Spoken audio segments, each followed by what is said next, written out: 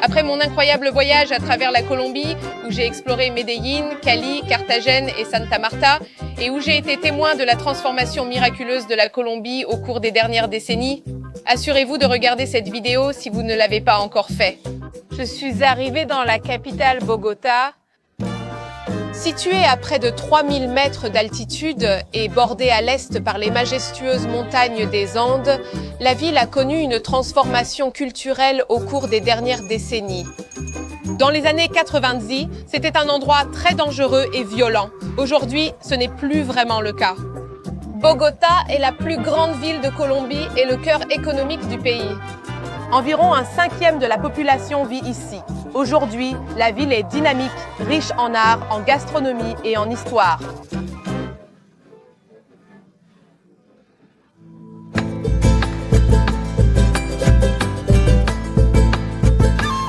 Voici la Candelaria, qui est la vieille ville historique de Bogota. C'est incroyable parce qu'il y a beaucoup d'architecture coloniale. C'est situé en hauteur sur une colline, donc c'est magnifique et on voit les montagnes au loin. Bon, il y a beaucoup de belles maisons et demeures coloniales colorées qui sont encore intactes. Donc c'est vraiment une partie très charmante de la ville. J'adore absolument cette partie de la ville. Donc vous avez ces montagnes incroyables qui entourent cette région et ça donne vraiment une ambiance très andine. Il y a plein de petites boutiques qui vendent des pulls et des chandails faits à la main. Il y a vraiment une ambiance authentique de cette culture andine. Les premiers habitants de cette région étaient les Muiscas. Ils étaient sur le plateau, aujourd'hui la Bogota moderne. Les Espagnols sont arrivés en 1537 pour les conquérir, mais cela fut très difficile et de nombreuses batailles ont suivi. Et les peuples autochtones ont rendu les choses, très difficiles. Mais ensuite, en 1538, les Espagnols ont finalement réussi à les conquérir et ont essentiellement fondé la ville de Bogota. Donc il y a tellement d'histoires dans cette ville, surtout dans ce quartier, la Candelaria. Oui, les Espagnols l'ont construit, d'où son style colonial. Il y a beaucoup de cathédrales parce qu'ils ont évidemment apporté la religion, le catholicisme dans le pays. C'était une ville clé pour les Espagnols dans la région avec déjà une infrastructure présente. Le climat plaisait aux Espagnols et de nombreux autochtones pouvaient être contraints au travail. En 1717, elle avait tellement grandi qu'elle fut nommée vice-royauté, au même rang que le Mexique et le Pérou. C'était donc vraiment important car cela signifiait que le vice-roi pouvait agir avec l'autorité du roi lui-même et prendre de nombreuses décisions importantes sans avoir besoin de consulter l'Espagne.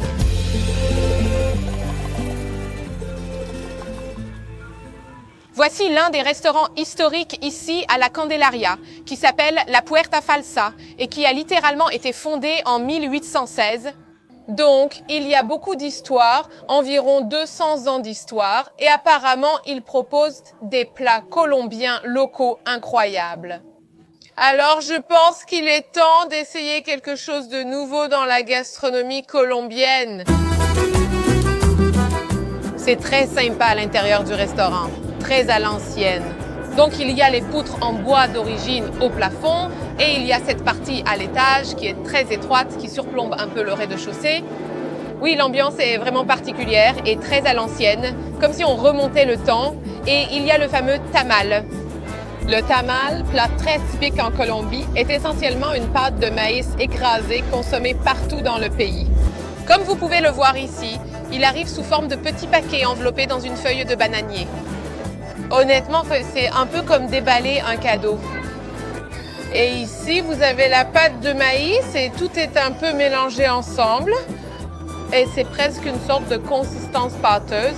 À l'intérieur, il y a des morceaux de porc et de poulet. Vous avez des haricots ici, tous les aliments traditionnels que l'on mange en Colombie. C'est délicieux, un plat réconfortant qui rappelle la maison. J'adore la cuisson à la vapeur dans une feuille de bananier, je trouve ça génial. Vous verrez des gens en manger très souvent au petit déjeuner ici en Colombie et on en trouve littéralement partout. C'est génial de le manger dans un établissement traditionnel.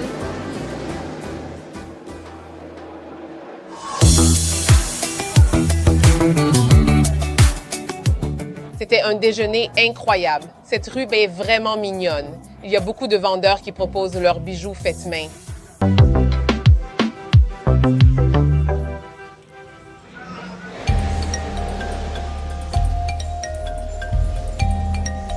C'est un musée fascinant, le musée de l'or, car il raconte vraiment l'histoire de l'utilisation de l'or à l'époque préhispanique. Cela met vraiment en valeur l'incroyable intelligence des peuples autochtones de Colombie, la façon dont ils étaient capables d'extraire l'or et la manière dont ils le faisaient. Une grande partie consistait à laver l'or dans le sable provenant des ruisseaux de montagne.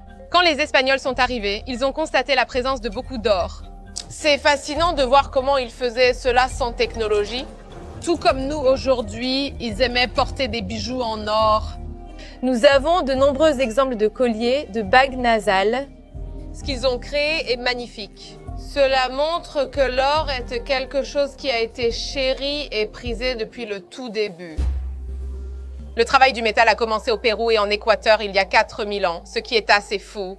Puis il a rejoint la côte sud de la Colombie. Il semblait aussi que le travail du métal était important pour de nombreuses villes et villages ayant des chefs religieux et politiques. Il y avait beaucoup d'artefacts qu'ils fabriquaient en or qui étaient liés à des choses comme les offrandes religieuses et l'organisation politique. Ils utilisaient les métaux, l'or, l'argent, le cuivre pour créer des objets qui avaient une nature sacrée et symbolique. Donc, ces masques, qui ont la forme de crâne et de visage sans vie, étaient essentiellement placés sur la personne décédée au moment de sa mort. Effrayant, mais imagine qu'on te mette ça et que tu meurs. Ce n'est pas si grave, non? Beaucoup de ces objets ont été retrouvés dans des cimetières, ce qui est intéressant parce que ça montre que ces personnages très importants étaient enterrés avec beaucoup de ces artefacts en or. C'est vraiment fascinant parce que lorsque je suis allée rencontrer une personne autochtone dans la première vidéo sur la Colombie de la tribu Wewa, il avait ce qu'on appelait un poporo. Il mâchait des feuilles de coca et ajoutait de la chaux dans sa bouche, mélangeant le tout dans ce poporo. Et c'est une pratique qui remonte à des milliers d'années. Ce qui est si fascinant, c'est qu'il le faisait encore. À l'époque, les poporos étaient en or, en forme d'animaux, d'humains, d'oiseaux, de jaguars ou d'alligators. Les bâtonnets en or avec des visages sculptés servaient à mélanger la chaux. Cela vous montre et vous en dit beaucoup sur l'organisation politique dans ces villes et villages, surtout quand on voit tout ce que les chefs portaient, comme les couronnes. Comme aujourd'hui, seuls les riches portent de magnifiques bijoux en or. Alors que nous avons vu que les couronnes étaient portées par les chefs, il semble que les plastrons étaient portés par des femmes puissantes. Donc, elles couvraient leurs parties intimes avec de l'or. C'était vraiment un endroit fascinant à visiter parce que j'ai l'impression que ça en dit vraiment long sur l'histoire des peuples autochtones en Colombie. Il y a tellement de tribus indigènes différentes et on se rend vraiment compte à quel point elles étaient ingénieuses avec des choses comme les métaux. Vous savez, c'est l'une des meilleures choses en Colombie, la richesse des influences culturelles autochtones.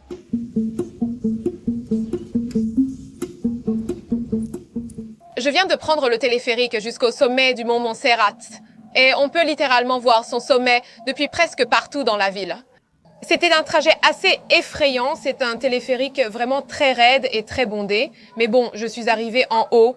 Nous sommes même à une altitude encore plus élevée, mais la vue est incroyable. Donc on peut vraiment se rendre compte de l'étendue de Bogota, à quel point cette ville est immense. Vous savez, une ville de 10 millions d'habitants. Tous ces immeubles et puis d'un côté, vous avez ces montagnes vraiment vertes. C'est tout simplement magnifique. On peut vraiment apprécier l'emplacement incroyable de la capitale de la Colombie. Vous savez, ici niché au cœur de ces montagnes majestueuses et magnifiques. C'est époustouflant. L'air est beaucoup plus frais. Ici, en fait, vous savez, il fait un peu plus frais parce qu'on est tellement en altitude. Nous sommes maintenant à plus de 3000 mètres au-dessus du niveau de la mer. Il commence même à bruiner maintenant. Mais il y a ce qui ressemble à une statue du Christ au sommet de cette montagne là-bas. On dirait qu'il y a toujours une statue du Christ dans ces villes sud-américaines. Mais regarde-moi ça, ça s'étend à perte de vue. C'est tellement vert. Tout en haut de cette montagne, il y a cette magnifique petite cathédrale. C'est vraiment génial parce que je l'ai vue d'en bas et maintenant elle paraît vraiment grande, mais on peut l'apprécier. Donc tu as l'église ici et juste en face, sur ce sommet de montagne, tu as la statue du Christ. L'ambiance est très religieuse. J'aime vraiment beaucoup Bogota parce que pour une capitale, elle a son charme, surtout grâce aux montagnes et à leur verdure. Donc, même s'il y a beaucoup de béton et beaucoup de voitures, on a quand même l'impression qu'il y a aussi beaucoup de verdure. Donc, je dirais que c'est une capitale très charmante.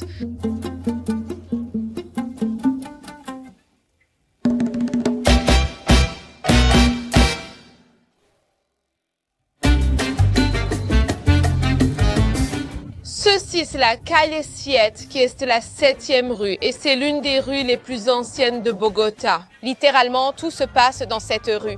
Il y a tellement de vendeurs qui proposent toutes sortes de produits. Tout le monde fait ses courses. Je n'ai jamais vu une telle variété de choses en vente, comme de vieilles chaussures et aussi des objets vraiment aléatoires. Je pense que c'est un peu comme un marché aux puces vintage, et il y a aussi tous ces vendeurs de fruits avec leurs haut-parleurs. C'est vraiment une scène typique de Bogota. Il y a tellement de fruits frais proposés. Qu'est-ce que c'est? Ils appellent ça cachipai ou chontaduro. C'est un fruit. C'est un aphrodisiaque. Et faut-il le cuire avant de le manger? Oui, bien sûr. Tu ne peux pas simplement l'éplucher et le manger. Pourquoi?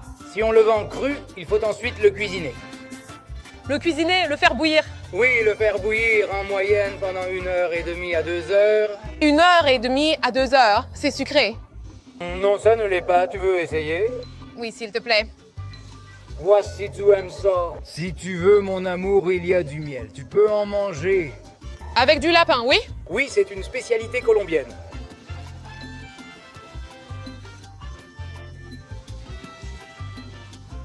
C'est comme une pomme de terre. Une pomme de terre. C'est comme une pomme de terre. Délicieux. Encore meilleur avec du miel ou du citron. Ce n'est pas du tout ce à quoi je m'attendais au niveau du goût parce que ça n'a rien d'un fruit. Ça a le goût de pomme de terre. Et c'est vraiment l'artiste Wano qui cuisine si sec. Merci, merci beaucoup. Il semble avoir trouvé un achat intéressant. Il y a aussi des bâtiments très sympas dans cette rue qui sont très historiques, comme le théâtre, donc beaucoup d'architecture art déco, ce qui est vraiment cool. Ce sont les bureaux d'Avianca et c'était en fait, je crois, la première compagnie aérienne commerciale en Amérique du Sud. Et c'est un bâtiment incroyable. Il est tellement haut. Incroyable, cette rue offre vraiment de tout. Et il y a même des endroits où tu peux tenter ta chance et jouer au poker avec des inconnus pour de l'argent, comme ces personnes. C'est hilarant. Et je viens de tomber sur ce qui est considéré comme la plus ancienne église ici à Bogota, qui est l'Iglesia San Francisco. On pense qu'elle a été construite au début des années 1500. Magnifique, c'est ce qui rend le centre de Bogota si incroyable. Il y a beaucoup de bâtiments historiques de l'époque coloniale qui sont encore intacts, donc ça te donne vraiment cette impression d'une époque très historique ici à Bogota. Qu'est-ce que c'est?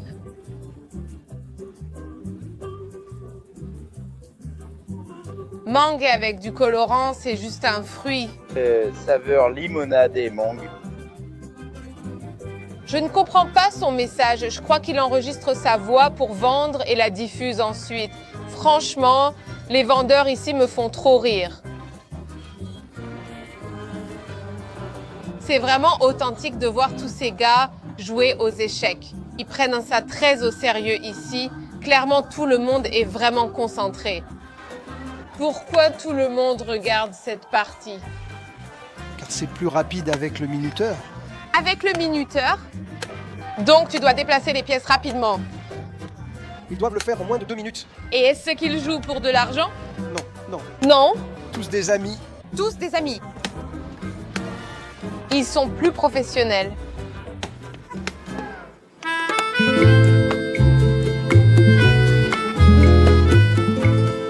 Ceci, c'est la place de Bolivar. au cœur de Bogota. Donc, d'un côté, vous avez l'imposante cathédrale métropolitaine. Elle est absolument magnifique. Et puis, tout autour de la place, il y a les bâtiments gouvernementaux, comme le palais de justice et le bâtiment du Congrès national. Toutes les activités administratives et législatives se déroulent ici, au centre de Bogota. Donc, cet endroit a beaucoup d'histoire. Il s'est passé beaucoup d'événements ici, mais peut-être que le plus mémorable a été les émeutes du Bogota Zoo. Ce furent les plus grandes émeutes historiques. En 1947, en réaction à l'assassinat du candidat à la présidence Jorge Gaitán devant son bureau, beaucoup de ces bâtiments gouvernementaux et des cathédrales autour d'ici ont été détruits. En fait, toute la ville a été laissée en ruine. Et cela a vraiment marqué le début d'une période appelée la violencia, ou la période violente, où il y a eu la guerre civile. Beaucoup de combats entre les conservateurs et les libéraux, les paramilitaires et les guérillas. Donc, quand vous venez ici, vous devez vraiment apprécier cette histoire tragique et très complexe de Bogota et voir tout le chemin parcouru parce que maintenant tout est redevenu normal et vous savez, vous pouvez venir ici et vous promener librement. Mais il faut se rappeler qu'il y a seulement quelques décennies, c'était tellement dangereux. On sent vraiment que c'est le cœur de Bogota. Il se passe tellement de choses ici parce qu'encore une fois, il y a beaucoup de vendeurs, il y a même des lamas qui sont promenés par leurs propriétaires pour des séances photos et des enfants qui s'amusent. Donc oui, on sent vraiment que c'est le cœur culturel de la ville. La raison pour laquelle elle s'appelle la Plaza de Bolivar, c'est à cause de ce monsieur juste derrière moi. La statue de Simón Bolívar. Bien sûr, c'est lui qui a libéré l'Amérique du Sud des Espagnols. Il a donc libéré la Colombie et d'autres pays comme l'Équateur et le Pérou.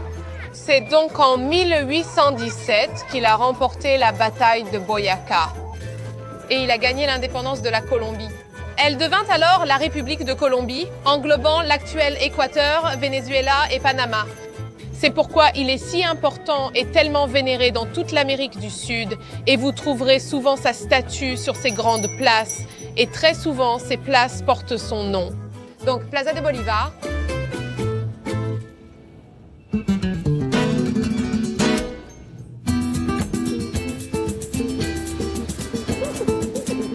C'est l'un des marchés célèbres de Bogota et apparemment, il propose plein de plats traditionnels colombiens incroyables.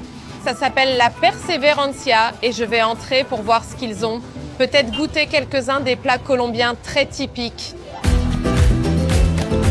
Waouh, je ne pensais pas qu'il y aurait tant de monde. C'est très populaire. Le marché, c'est vraiment sympa parce qu'il y a plein de petits restaurants et ils cuisinent presque tout à l'air libre. Donc on peut vraiment voir la préparation des plats et ça sent tellement bon ici. Si seulement je pouvais faire passer l'odeur de cet endroit à travers la caméra. J'adore vraiment voir tout le monde préparer la nourriture. Beaucoup de choses se passent et les lieux sont petits et serrés, rendant la cuisine et la préparation difficiles. Mais j'adore, il y a ici une vraie passion pour la cuisine. Bogota, capitale de la Colombie, offre la cuisine de toutes ces régions. Des habitants venus de tout le pays y apportent leurs traditions culinaires, créant un véritable mélange de la Caraïbe au Pacifique et aux montagnes. C'est incroyable. Alors j'ai commandé quelque chose de très local ici dans la capitale, c'est l'ajiaco, qui est une soupe. C'est essentiellement du poulet, des pommes de terre, quelques légumes et tout est épaissi pour en faire un ragoût épais et onctueux et ça a l'air tellement bon.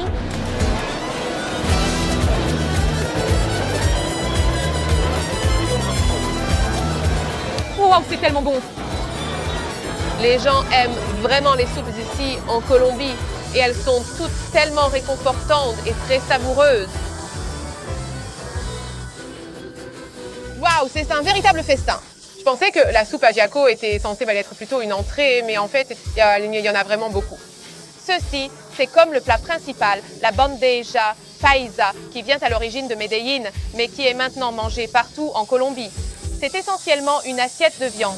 Tu as de la viande hachée, de la morcilla, du boudin noir, du chorizo, du chicharron, du porc croustillant, des haricots, un œuf frit, de l'avocat et bien sûr du patacon, de la banane plantain et une petite arepa qui ressemble à un beignet de maïs. C'est vraiment un plat emblématique. Je dirais que c'est le plat emblématique de la Colombie parce qu'il réunit vraiment tous les classiques du pays.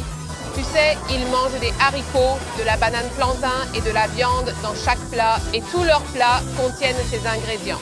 Alors, goûtons-y. Bien sûr, tu as tes haricots et ta viande hachée.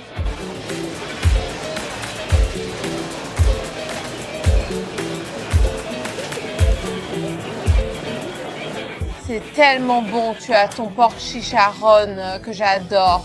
Le chicharrón, c'est toujours délicieux, vraiment. Un morceau de porc bien croustillant. Ils adorent la morcilla, la boudin noire. Regarde-moi ça, c'est délicieux. Tout ici est tout simplement incroyable. C'est vraiment un super endroit à Bogota pour goûter la vraie cuisine traditionnelle colombienne parce que tu vas trouver tous les grands classiques ici.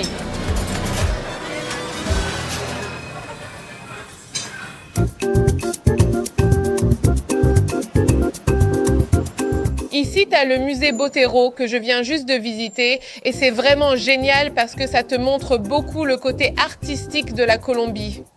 Donc Fernando Botero était l'un des artistes figuratifs et sculpteurs les plus célèbres de la Colombie. Il est décédé en 2023. Son style signature, connu sous le nom de botérisme, représente des personnes et des figures avec des volumes larges et exagérés et souvent ses œuvres comportent une critique politique ou de l'humour, selon la pièce.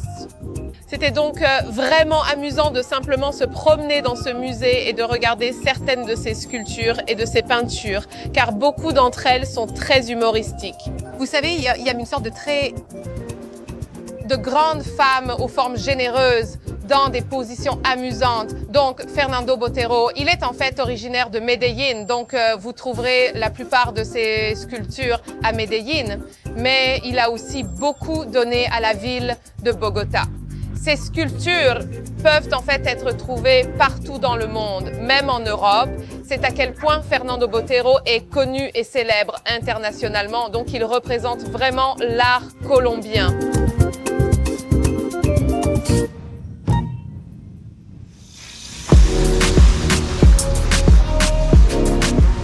Donc Bogota a tellement de street art et de graffiti sympas. Donc vous verrez que beaucoup de façades de bâtiments ont été peintes avec un street art incroyable, même des bâtiments en construction. C'est vraiment très cool et vous savez, c'est une façon de changer un peu l'image de Bogota parce qu'avant c'était une ville très violente et dangereuse. Donc ils ont vraiment utilisé le street art pour changer un peu l'ambiance de la ville.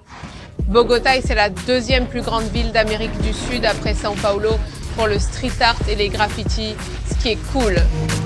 Beaucoup de street art à Bogota a une portée politique. Par exemple, ce garçon, Dylan Cruz, qui a été tué il y a quelques années lors d'une grande manifestation étudiante à cause de la brutalité policière, donc ils l'ont peint ici. Ils ont même renommé une rue Avenida Dylan Cruz en son honneur. Donc, beaucoup d'artistes ici peignent à cause de ce commentaire politique, n'est-ce pas? Et évidemment, dans le passé, la Colombie a été frappée par tellement de conflits politiques.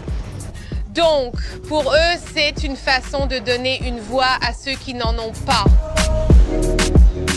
Cette fresque immense couvre tout le mur et comporte de nombreux commentaires politiques et sociaux. Donc ici, vous avez cette immense fresque qui est en solidarité avec la Palestine. Vous avez un oiseau avec un drapeau palestinien et il est écrit ici « La solidarité et la tendresse ». La solidarité, c'est ce qu'est l'affection. Vous savez, ils essaient à travers leur art de rue de faire passer un message « Pas de guerre ». En bas, on voit un soldat ou un policier avec l'inscription « Yo pueblo no se rinde ». La ville ne cédera pas. Donc je trouve que c'est vraiment puissant quand on se promène dans les rues de Bogota et qu'on voit cet incroyable art de rue qui a tellement de sens derrière lui. Et il n'est pas difficile de comprendre la signification de certaines de ces fresques. Waouh, cette fresque est incroyable. Elle recouvre pratiquement tout le côté de cet immeuble très haut. C'était une collaboration entre une artiste de rue mexicaine, vénézuélienne et colombienne. On leur a demandé de créer cette œuvre d'art et il s'agit d'une histoire autochtone. Les visages ont en fait été créés à l'aide de l'intelligence artificielle à cause du droit d'auteur. Cela raconte en quelque sorte l'origine des émeraudes. Donc c'est comme la légende des émeraudes. Je crois qu'il y avait un couple, la fille et le garçon, et elle a fini par le tromper et tuer le garçon. Alors elle pleure des gouttes qui sont des émeraudes. Et c'est un peu ce qu'ils disent être l'origine des émeraudes, parce que la Colombie est le premier producteur d'émeraudes au monde. Tu sais, ils ont une si grande réserve d'émeraudes tout près d'ici, à Bogota. Donc celui-ci, à l'opposé du bâtiment avec la fresque d'émeraude, c'est le plus haut de toute la ville et en fait, il est entièrement réalisé au pochoir, ce qui est vraiment impressionnant. Tu imagines le temps que ça a pris. Les détails sont très précis. Rien que les visages des différentes personnes qui représentent la Colombie, parce que la Colombie est vraiment un pays à l'ethnicité plurielle. Il existe de nombreuses tribus indigènes. Ce n'est pas comme au Pérou où l'on évoque l'Empire Inca ou au Mexique, les Mayas et les Aztèques. Ici, il n'y a jamais vraiment eu d'empire. Il y avait de nombreuses tribus indigènes et cette fresque avec différents visages les représente vraiment. Bien sûr, il y avait les Européens, il y avait les Afro-Caribéens. Donc c'est génial parce que c'est en quelque sorte une représentation de la société colombienne. C'est très intéressant de se promener dans la ville de Bogota et de repérer tous les superbes arts de rue parce que j'ai l'impression que ça donne vraiment à la ville une ambiance colorée. C'est une immense ville de 10 millions d'habitants avec beaucoup de béton et de bâtiments. Donc c'est vraiment agréable que partout où l'on marche, il y ait de l'art de rue incroyable, des fresques peintes sur différents restaurants, hôtels, auberges, bars. Et puis aussi, vous savez, de l'art plus politique, des commentaires sociaux. C'est fascinant. On pourrait passer la journée ici à se promener et découvrir divers arts de rue.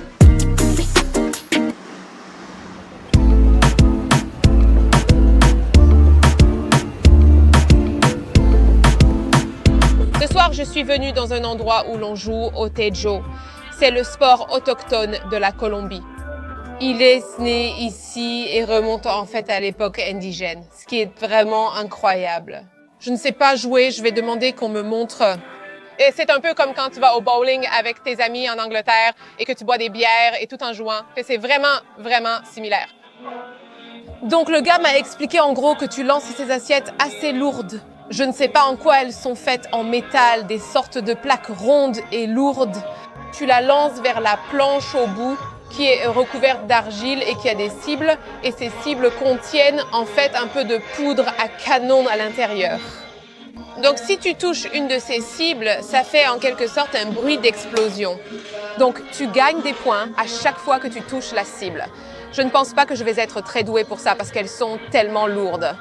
Genre, waouh, voyons comment ils font.